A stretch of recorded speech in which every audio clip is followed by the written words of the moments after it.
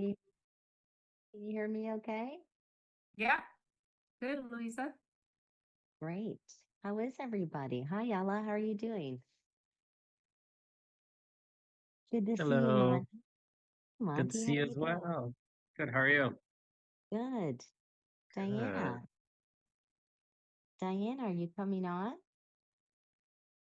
Good to see everybody. All right.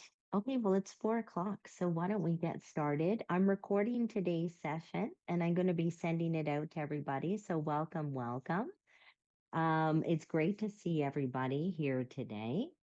So I just wanted to start off by saying this is a kind of sample water cooler talk. This is something that I'm bringing back. It's something that I have implemented in the past.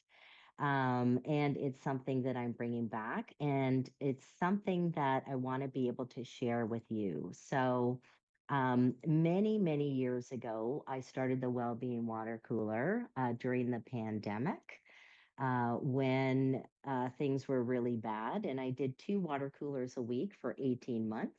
And it's something that I'm bringing back.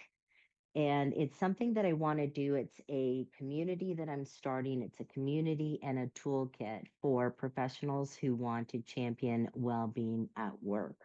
So it's something that it's a little bit of a twist because the well-being water cooler that I did a couple of years ago is something that really helped people through the pandemic. And I taught many, many different tools throughout the 18 months. Wow. Now it's different. So now what we're going to be doing is we're going to be um, doing a focus now on the well-being water cooler with people who are working on improving well-being at work. So that's what we're going to be working on in the well-being water cooler. So I wanted to just bring it back and reopen it again. I'm starting it again on October the 1st. And what I'm doing in the water cooler is I'm actually starting with a live master class. So it's going to be every month, every week, something is going to be happening. So I have a live master class where I'm going to be teaching on a particular topic or sharing tools. That following week is going to be more on leadership practices and labs that we can do. And then I'm going to the following week, there's going to be peer learning circles that we're going to be engaging in. And then the following week will be kind of ask anything or live coaching, or we might even have some guest experts. So it's a little bit of a different focus this time around. And then I'm taking all of that and creating a resource vault around that. So I thought for today, I really wanted to just have a conversation on a particular topic to give you an idea of some of the conversations that we could have in the well-being water cooler. And so I really wanted this to be kind of like a free session on what we might talk about. And recently, I've just put together a 50-page report for the Canadian Positive Psychology Association, which we're going to be launching with the group shortly with Canada Life in association with Canada Life, who's a big supporter of the program. And so I thought, well, why don't I share some of the findings in the Wellbeing Water Cooler and let you know what we learned, and then we can have a conversation about that. So today, what I want to do is give you a feeling for what a water cooler would look like, but also what I want to cover off today is what we've learned from 5 years of well-being champions through the Canadian Workplace Wellbeing Awards. We're going to have an opportunity to discuss and ask some questions. And again, this is not a typical format for a water cooler, but it's the kind of conversations that we'll have. And then I'm going to share that 50-page report with you. It's actually 55 pages, but I'm going to share that with you.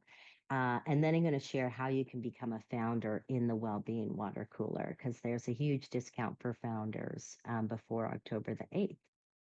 So before we get started, I want to ask, today I'm going to be sharing 5 years of learnings from the champions of workplace well-being. So if today's session is really valuable for you, what is one thing you hope you can take away from today? So just put it in the chat. If today's session is really valuable for you, what is one thing you hope to take away from today? So let's just put it in the chat. Oh, Stephanie, I'm sorry to hear that you broke your ankle. That's terrible. I hope you're I hope you're recovering. So I just want to see in the chat, if today's session is really valuable for you, what is one thing you hope you can take away from today? What is one thing you really want to learn from these well-being champions? Toolkit. Okay, good. Of strategies. Yeah, so tools to help my team in their well-being. Yeah, Monty. Elaine, what literally moved people to well-being around the workplace? Yeah, I love that. I'm going to talk about that today. Apply some of the learnings in leading the small team. Good. Janet, curious to hear about what is emerging as strategies and practices in workplace well-being. Amazing. Ideas for encouragement of career optimism. Okay, good. Angie, tell us more about that, Angie. Uh, and Becky, proven results that would be intriguing to business leaders. Yes, so important. You know, it's so interesting because these well-being champions, they're doing a lot already, but it seems that they still have challenges having to go back to the CEO to get funding for the programs that they put into place. So, you know, anything we can do to kind of put that ROI information into the hands of, you know, into the hands of people just like you who are doing this kind of work in organizations or with clients. So that's great. That's really great. Yes, we got your comment, Monty. We got it. So that's good. So I'm going to try to focus on some of these questions too, and make sure that I answer some of these questions for you so that it's a really valuable session for you today. All right. Okay. So let's begin. So, first of all, I have to start off by saying a huge thank you. The Canadian Workplace Wellbeing Awards would not be possible without the Canadian Positive Psychology Association, which I'm the founder and president. And we started the Canadian Workplace Wellbeing Awards in 2021 in response to what was going on with the pandemic and everything else. And what we said at the time is we thought we don't just want to celebrate Canadian workplaces that are promoting well-being. We actually also want to learn from these leaders. We want to learn what exactly are they doing that is making a difference for well-being. So that was our whole premise behind doing this. And we got a lot of financial support. A big thanks to Marianne Beanton and her team at Workplace Strategies for Mental Health, Canada Life. Also would not have been possible without the Canadian Workplace Wellbeing Award chairs, our CPPA volunteers. Janet is on the call. She's a big time volunteer for the awards as well. So shout out to Janet on the call, and Stephanie as well is helping out. Am I missing anybody else here? I don't think so. All right. But huge thank you. And also a thank you to the judges as well. So I just wanted to have an acknowledgement and gratitude as well on that. So first of all, I want to say that the well-being champions, so these organizations that have won year after year, they talk about why this is important for them, why this matters right now. And to them, they felt that there was such a mental health crisis. So first of all, we went into the pandemic with a well-being crisis. And now the pandemic just made it that much worse. And then we thought it was going to get better after the pandemic was over. And then, in fact, it actually got worse after that, even more so. And so these organizations knew that they had to do something because there is change at the speed of light. And if they're not helping people with well-being strategies, then there was no way they were going to be able to stay competitive. So they felt it just became a must-have rather than a nice-to-have. Also, labor market pressures, they couldn't get people to fill certain roles. And so attracting, recruiting, hiring, retaining people became a huge expense for these organizations. And we saw one organization where their turnover rates were higher than 20%. Over the last 5 years, they've actually reduced it to 9%. So they've had a huge cost savings as a result of implementing these well-being programs. And then they really knew as well that psychologically safe workplaces drive engagement, innovation, and retention. And they're seeing it because they're actually measuring ROI. So they're not just measuring how the programs are doing, they're actually measuring ROI, return on investment for them. And they have sophisticated measuring tools to do that. It's really interesting to see what they're coming up with, actually. So when we see kind of the evolution of what we've seen over the years, in 2021, we kind of saw organizations do a lot of benefits, expand benefits, give people benefits on the first day that they actually arrive, which shows a kind of dedication to well-being. And so they saw all of that. And that's what we primarily saw in the first year, programs here and there on how to improve well-being. As we progressed into 22 and 23, we saw more. So we saw organizations that were scaling across thousands. How do you actually expand a well-being program when you've got 50,000 employees or 10,000 employees and they're all across the country? So we started to see and learn about how they scaled out these programs. There was really more of a focus on the whole person approach and targeted programs for different groups.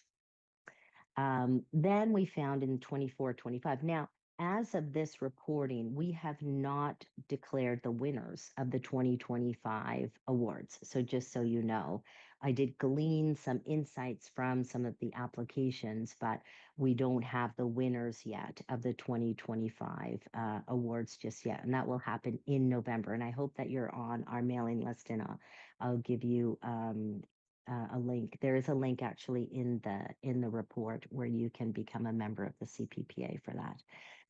But what we found is that moving into 24 and 25, we saw a full integration into operations. So whereas in 22 and 23, we saw organizations move from programs to more strategic look at wellness programs. They started with a strategy.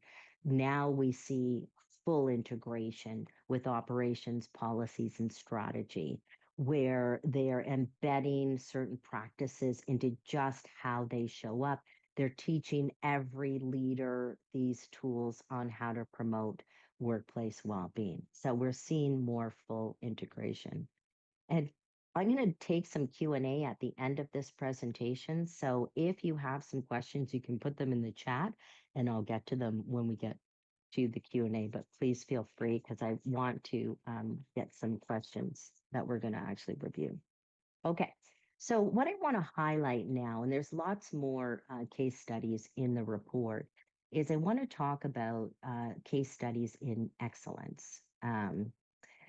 So these are some of the winners. Scalar Wilton was our very first winner in 2021. And the way our judging works is you have to reach a certain threshold to become a winner, and organizations that meet that threshold and above become a winner of the Canadian Workplace Wellbeing Awards. And Scalar Wilton was our first winners, and they are a strategy company, so they help other organizations with strategy. And they started with what's called the Spirit of 32, a whole person development program. And what we really thought was innovative about their program is that it was all about mind, body, and spirit. So it wasn't just body. Let's give people gym memberships. It was everything that they thought about this whole person development. So it was designed to equip employees with a toolkit for so many things, work-life balance and physical and mental health. And then in later years, they added financial. A lot of organizations are starting to find that people are stressed out about the financial, so also about the psychology around financial and helping people with that kind of stress. And so that's, how things have evolved. Their toolkits include a mix of internally created as well as external. It's updated every single year. So they listen to their employees and they adapt and change programs. And that's really a hallmark. That's really kind of a standard practice that a lot of these organizations engage in. This updating it every year, making it more accessible, making it different based on what employees are telling them. And then what we really love about Sklar Wilton is they then took this and they now sell it as a program. So now they've created the Headway Initiative, and they actually do this with their clients now and show them. So they're actually spreading this well-being with other leaders and other organizations. So we just felt this was an exemplary example of what is being done by Sklar Wilton. Here's another program and another organization doing really interesting things. So CORE, Creative Options Regina. And their approach is really what we call in positive psychology about regenerative well-being. And regenerative well-being just means that we don't just focus on the person or the whole person, but rather what are all the systems, what are all the things around this person that actually can improve well-being or might take away from well-being. So it's one thing to come in and do a workshop on stress reduction for the whole person, but what are we doing as an organization to actually create an environment that's not stressful for our employees? And that's this whole idea of regenerative well-being. And Creative Options Regina does a million things for their people and they call it filling the cup while you pour, filling the cup while you pour, because what they do is a really, really challenging. And so they have all of these programs that actually fuel this well-being, and they really focus. A lot of their programs include family, community. So there's lots that these organizations that CORE is actually doing to promote this whole idea of regenerative well-being.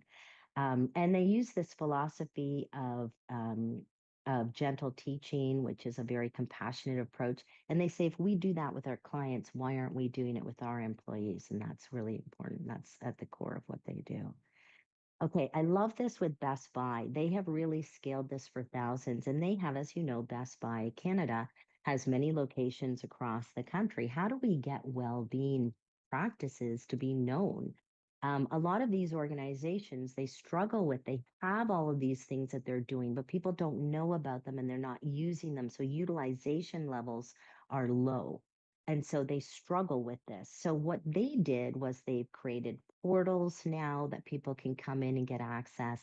They have well-being champions at every retail location and corporate location. So now they have somebody who's informed on all of these programs, is live and in the local place that can respond to some of these questions. And then they've designed well-being programs for different roles and risks. So corporate, distribution, warehouse, and retail, because they figured corporate stressors are probably going to be different than stressors in the warehouse, probably different from retail as well. So they tailor the programs based on roles and risk. So we loved that in what they do with their well-being programming. TransLink, they're kind of a showcase in excellence on operationalizing well-being. They have these micro break disruptors. So at the end of a meeting, the next meeting won't start till 5 minutes later. Like rather than have meetings back to back and doing all of that, they allow for people to have just 5 minutes to go to the washroom or grab a glass of water or have a coffee or something that just gives them a break. And that kind of brings to the forefront and brings into the culture, this idea that we care about your well-being.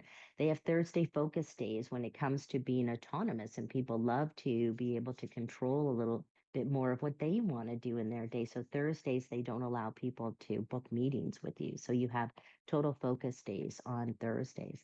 They have trauma informed peer support. So, peer support, we see this time and time again with a lot of the winners that they're creating many more peer support groups, employee resource groups.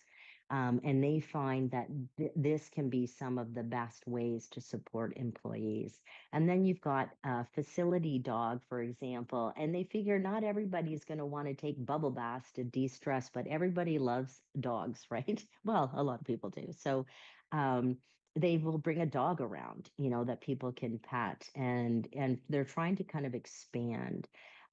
So TransLink is doing a lot that way for operationalizing well-being, and we wanted to kind of highlight that. I wanted to highlight that.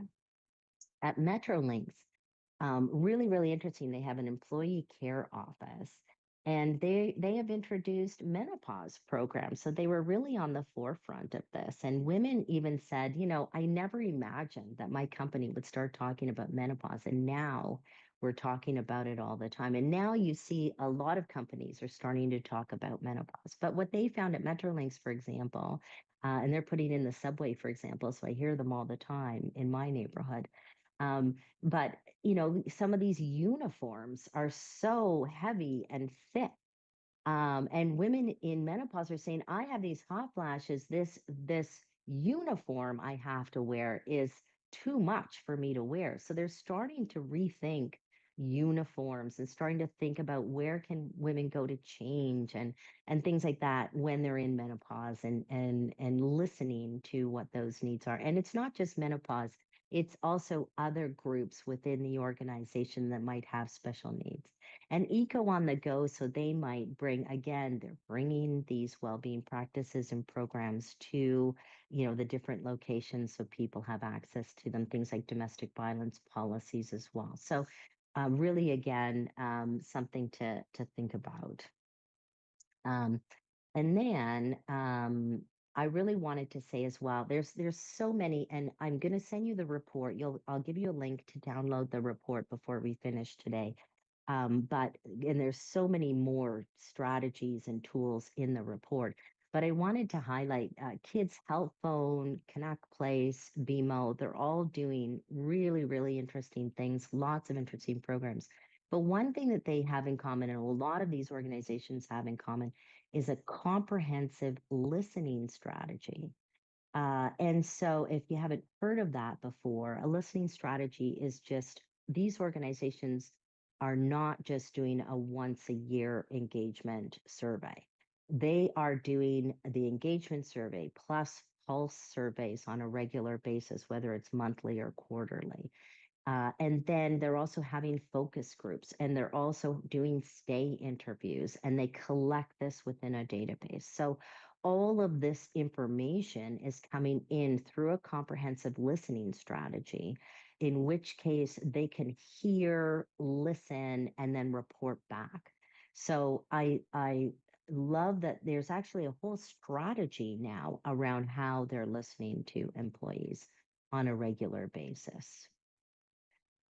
Okay, so what are winners doing differently? And I want to just mention 7 different things. I've got 12 things in the report that you can read about, but I wanted to share with you 7 different things that these organizations are doing differently. So first of all, we saw 63% of the winning applications are actually implementing the Canadian Standard for Psychological Health and Safety as a framework. If you're not sure what that is, I give more information in the report, or you can look it up, the Canadian Standard for Psychological Health and Safety. It gives 13 psychosocial factors that may be causing or creating psychological hazards within your organization, or they use some sort of framework. 78% of the organizations that submitted applications for the Canadian Workplace Wellbeing Awards also used other frameworks like PERMA-V, which is a common positive psychology based framework, which I also explain in the report. And so to have a framework really helps organizations rather than just ad hoc programs which don't really work or adding benefits which doesn't really work. It's better to start with a strategy and then create programs from there. Strategy, listening, and then creating programs from there. Also, very, very common to organizations is this easy access to support. So having these central portals, having technology that allows them to be able to click easily and find access to these services. And a lot of these organizations are adding online CBT support and online meditation support and online so things, people can get access to them virtually. They don't have to go anywhere to do it as well. So they're removing these barriers to support and increasing the number of dollars for benefits for people to have access to that. Now, another thing that is really common with these well-being champions is they have robust programs for crisis response. So, when people need to go on disability leave or mental health leave or things like that, whether it's short-term or long-term, they are also very much engaged in prevention. And that's a big trend that we're seeing with all of the winners. And I love this because we have been talking about this in positive psychology for decades, that it is about prevention. What can we be doing to prevent mental illness and to promote psychological wellness? So we love that they do just as much on crisis as they do, and do just as much on prevention as they do on crisis. And the other thing is 72% of winners are, they've trained their managers and leaders in, mental health first aid or in care practices or in psychological safety practices. They consider it to be a learnable skill. You don't have to be a psychotherapist. They're not asking leaders to be psychotherapists, but they are saying, hey, these are signs of burnout. Maybe if you're seeing this in your employees, here's what you can do. Here are the resources you can bring people to. Here's the supports people have. And here's a way that you can, approach work in a way that is not causing these kinds of psychological hazards. So there are lots of training for leaders. We're seeing, for example, that this has become mandatory training for just all of the management training that they do with different managers and leaders. So, all right, what's next here? A lot of these organizations are ritualizing recognition and joy. So knowing that we need to have some good positive experiences. If you know about Barbara Fredrickson's research on broaden and build, we need to have these positive experiences in the workplace. We need to have things around joy, improved joy and recognition and gratitude within organizations. So these are some of the things that we see are being ritualized. And another common thing with these winning organizations is that they measure, measure, measure, and they measure with consistent, followed by consistent, we heard, we changed loops.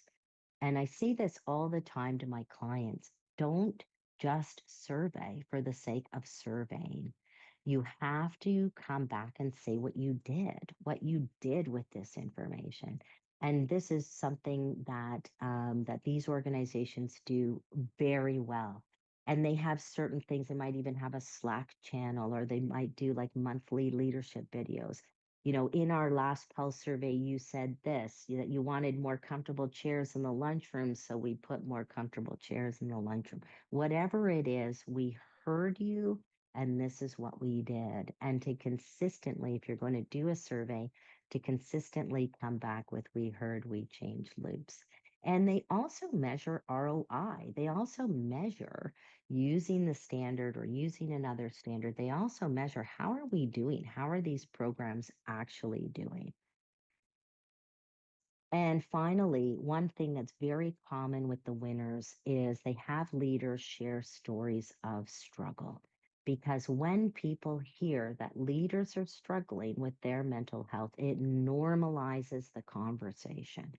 And more and more, Best Buy does this a lot more. A lot of the winners do this where they'll just have a leader who will do a talk or do a video or something that just normalizes struggles, and it's okay. And it's had a profound impact on the uptake of programs as well when they hear that leaders also have struggles. So that's what's good about that. Okay. So just as a summary then, consistently auditing against standards or frameworks and measuring to see how they're doing. The winners are doing strengths-based development and gratitude systems. They focus on strengths, not on weaknesses, micro breaks with focus time, pulse surveys, we change loops. They listen and co-create with employees. They build communities of practice, and they do a lot of manager training and mental health conversations.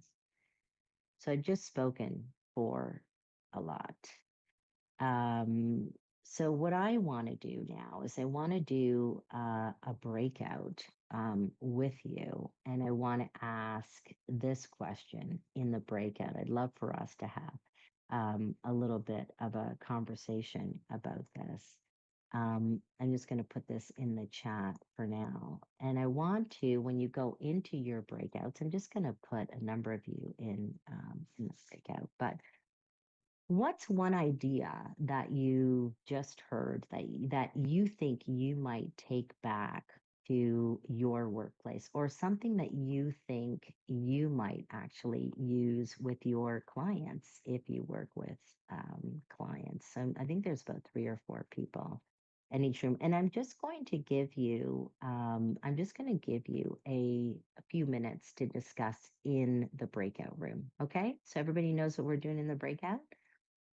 All right, here we go.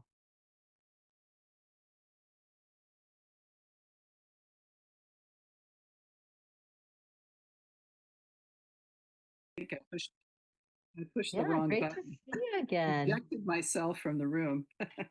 I did the I same. know, I know it happens all the time, Nothing doesn't personal, it? You Monica. I click hit the the wrong wrong button. button. Janet, I hit the wrong button. Sorry. Yeah, I figured that out. I'm like, that was mid-sentence. I didn't even know. I was like, oh. That Who would cut happens a themselves lot. off like that? No. Anyway, it's been a day, but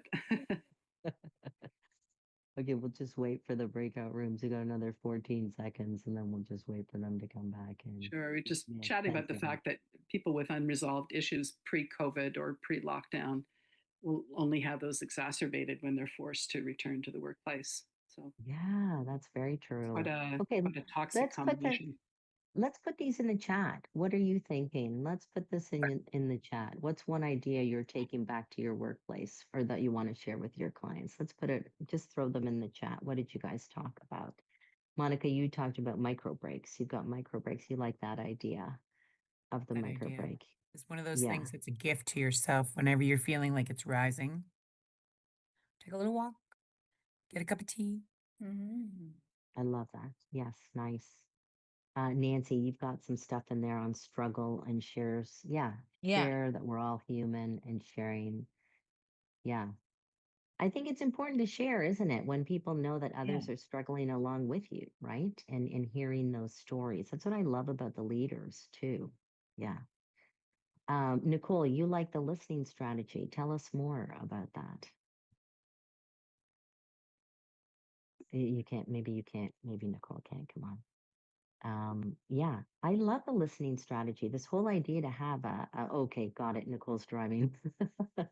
This whole idea of having a strategy around listening, right? And what you're going to do with it.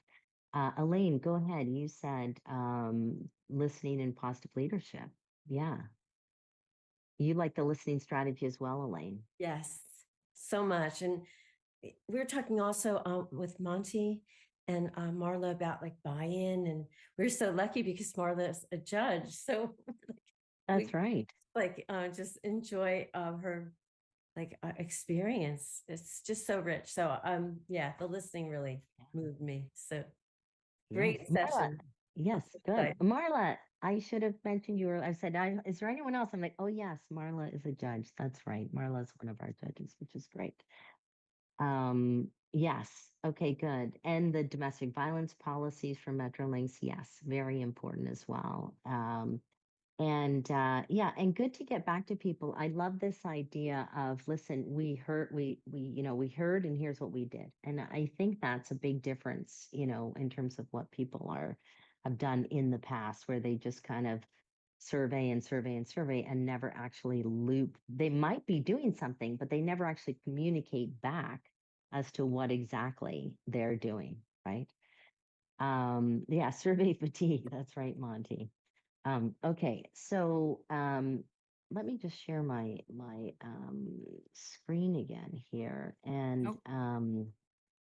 okay, so I just wanted to finish off because we've got about 20 minutes left, and I just wanted to finish off with the business case for winners. So Sklar Wilton, for example, has found that, and so we are seeing business results. Sklar Wilton has 100% of their employees say it's a great place to work. They have an average tenure of 10 years in a high turnover industry. So definitely making a difference. Best Buy, their well-being engagement score is at 85%. First West Credit Union, they saw a 60% reduction in mental health disability claims. That's huge, huge. Metrolinx reduced costs and improved engagement as well. So we're seeing that well-being drives retention, innovation, and performance. So it's all, there's definitely a business case. There's more in the report. So I guess I just wanted to open it up to some questions right now. Before I tell you a little bit more, I want to finish off by telling you a little bit more about the water cooler, but just want to ask, we've just talked and had an opportunity to learn a little bit more about what people are doing in organizations and what these winners are doing. I just love listening to what they have to say. Janet and I actually run the peer learning groups with them. And Janet, I don't know if you want to say something about maybe what you've learned from some of the winners as well. I think we have a great opportunity. We do a winners learning circle 4 times a year. And so one of the things that I've been so inspired by is nobody in that group is like ready to just take status quo. Like it's always keep trying something new, keeping things going. So I would say there's such a dedication and commitment in these winning organizations. And I think a lot of this takes tenacity, takes innovation, takes the commitment of the leaders. But the payoff, as you can see from some of this research that's been presented by Louisa, is really making a difference in terms of particularly retention and engagement scores, which we know is fundamental to workplace health. Exactly. Exactly. Thank you, Janet. Thank you. So any questions? Any questions about so Heather's got a question here. Have any of the award recipients been implementing DEIB initiatives and stepped back from them based on the recent political and economic climate? Not the award recipients in Canada that we've seen. And in fact, Kids Health Phone is leaning in, really leaning in.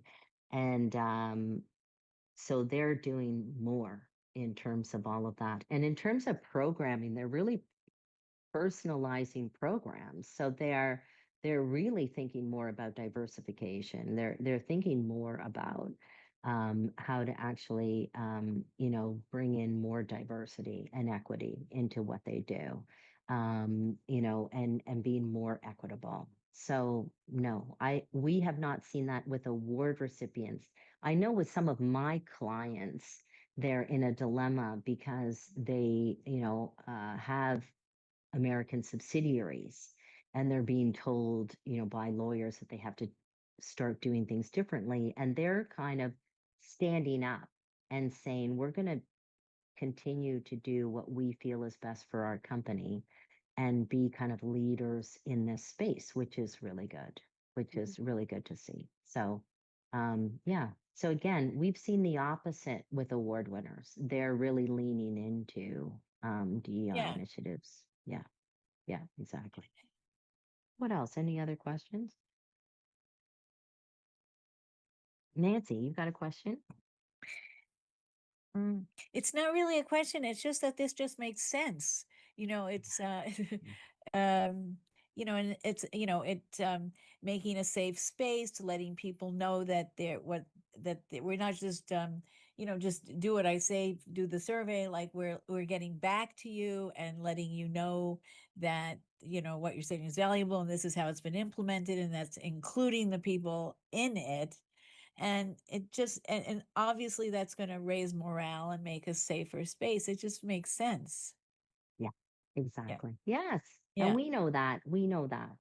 Right. And so now it's just a matter of trying to get other, organizations and CEOs and leaders on board with that. Yes, absolutely.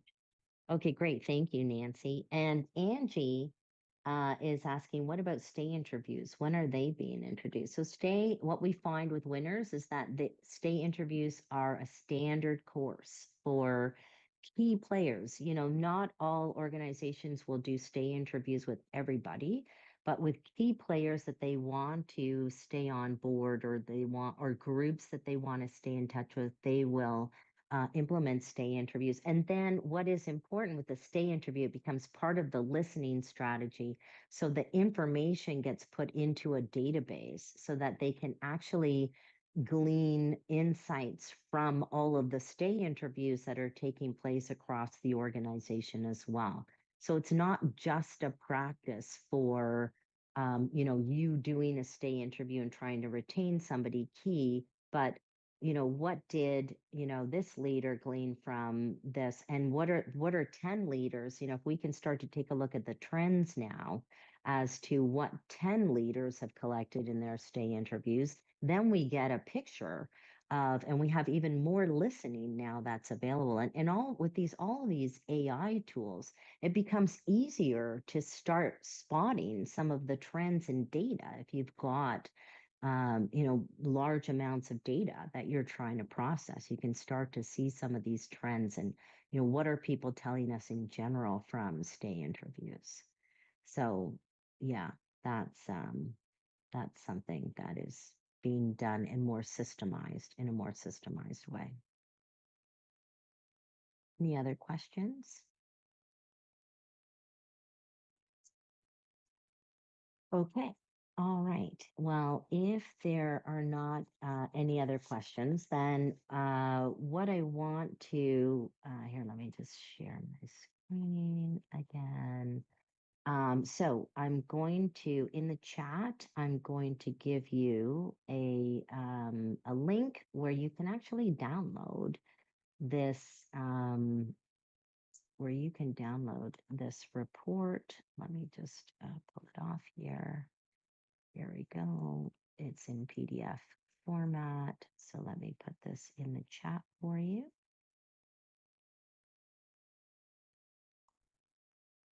Absolutely. Yeah.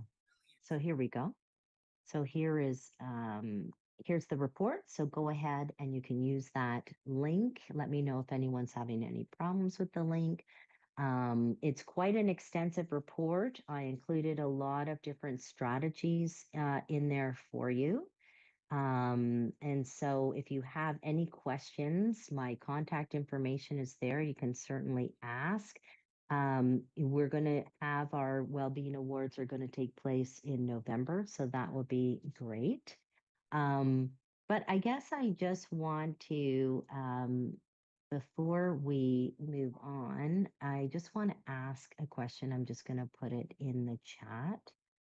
What is your most valuable takeaway from today? What's your most valuable takeaway from today? Just put it in the chat. What is your most valuable takeaway from today?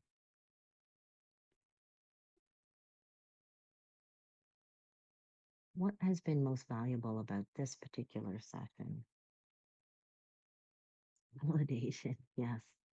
It's really interesting because the reason why I want to reinitiate the water cooler so that we can have these conversations is because sometimes we just need other people to be able to say, am I on the right track here? Am I doing the right things here? I had somebody who's part of a community, like on a WhatsApp group, and she said, I'm doing this introduction to this topic. Does anyone have anything? I said, yeah, I have something. And what I did was I said, let's get on the phone. So we just spent 10 minutes on the phone. And I said, here's what I do. I cover this, I cover this, I cover this. Here's my PowerPoint slides. Is that helpful? Yes. She's like, I was thinking about doing all these things, but I wasn't sure. She didn't feel confident about it. And that's all she needed. She just needed another person to sort of say, yeah, and validate the direction she was going in so that she could have Right. some confidence around, what she's doing, right? And that's why I wanted to reinitiate the Wellbeing Water Cooler so that we could have these conversations and say, look, I'm doing an introduction to via character strengths or something, or I'm doing an introduction to psychological safety. Do you have a PowerPoint presentation? What would you include? Things like that. Where we can actually share ideas and tools and strategies and struggles, right? So, with the water cooler again, I want to just be able to have these, different sessions that I'm actually doing. So where we're learning something, where we're actually sharing practices, where we have peer learning circles, where we have office hours and coaching as well. So, but how I envisioned it is that we would, it would be a place where you would have a steady stream of evidence based tools every month. So we have a meeting every week. So it's like 50 weeks of tool sharing topics every single month, not having to work in isolation, having a community of like minded professionals to brainstorm what to learn from, support collaboration, fresh ideas without having to pay thousands for certifications, and all of these things. Help translating the science and research into practical tools and an encouraging community that will also uplift us, right? And be good for us. So I'm starting, registration opens on September 24th. The first Wellbeing Water Cooler is going to happen on October the 1st at 2 p.m. I have a standard rate. And the reason why I'm charging in US dollars is because I'm using a platform called School, and they only let you bill out in US dollars, which is why somebody asked me about that. So I tell you. So it's about $123 a month is the standard rate, but the founding members, I'm giving founding members up until October 8th, I'm giving founding members 60% off. So that reduces the price to about $48 Canadian every month. So it's $50 a month for the 4 sessions that you get every month with the tools. So we have resources afterwards. So all of the master classes will be recorded. The practice sessions will be recorded. All the tools, workbooks, facilitation guides, PowerPoints, everything that we share in there will be in the resources. So we'll just keep building the resources every single month. And also, I'm calling it Founders because I want people to shape this community. I want founders to say, this is what I want in the water cooler. This is what I want the water cooler to be. This is what I need. These are the tools I need. I want the founders and everyone who's in the water cooler to say, this is the next topic I want us to cover. It's all going to be just shaped by the community. Say, what does the community need? Okay, let's build tools. Let's build different programs around those tools. So that's essentially what I want to be doing in the water cooler. And there's registration won't open until September the 24th. So what you can do right now is you can actually just join the mailing list. So there's a mailing list here, and I'll just put this in the chat. But you can just join the mailing list right now. You don't have to, if you want to talk to me, if you want to call me, if you want to book some time on my calendar, just give me a call. And, or if you want to, send me a question or anything you want on email, but that's how you can just join the mailing list. I'm going to send all of this out as well, the recording, as well as the landing page, other important information about the water cooler as well. And yeah, so are there any questions?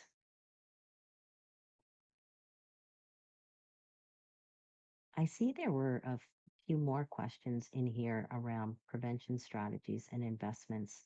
RBA, yes, good. Bianca, did you have more questions around? Yay, thanks, Elaine. That's great. Of course. And Bianca, did you have more questions around how organizations are embedding well-being into culture, leadership, and operations? Did you have more questions about that? I'm not sure if that's a question or not. Was an answer to your takeaway. Got it. Thank you, Bianca. Okay. All right. Anything else? All right. Well, it was great to see you again. So fabulous to see you again. We're going to be doing more with sharing more on what we're learning from the awards soon. And the awards ceremony is going to take place in November. And I hope that you will think about joining me in the Wellbeing Water Cooler. So many people say, Louisa, you have so much knowledge in your head, you need to get it out. And it is going to be my way that I will just share everything I know. After 16 years of being in the positive psychology space, I am now using the water cooler as an opportunity to share everything I know. Workbooks, PowerPoints, facilitator guides, just share, but only to my community. So this community. All right. So that's it. I hope to see you soon. Thank you so much for being here today. It was lovely to see you all. Thank you. Thank you for being here. I really appreciate all of you. All right. Louisa, Yes. when is the watercolor again? Did you say October? So registration is going to open on September 24, and then then we're going to start on October the 1st. Will be the first water cooler at 2 p.m. And is it every week? So it will be at the same time every week. It'll be usually Wednesday at noon because I thought that was a good time, but we can always move the time depending on what the group wants to do. Again, I'm going to really be listening to the group in terms of topics they want to cover, in terms of timing and all that as well. Thank you. Yeah. Any other questions? All right. Okay, well, thanks everybody. Thanks again for being here. It was great to see you. Hi, nice to see All you. right. Nice to meet you guys. See you soon. Bye.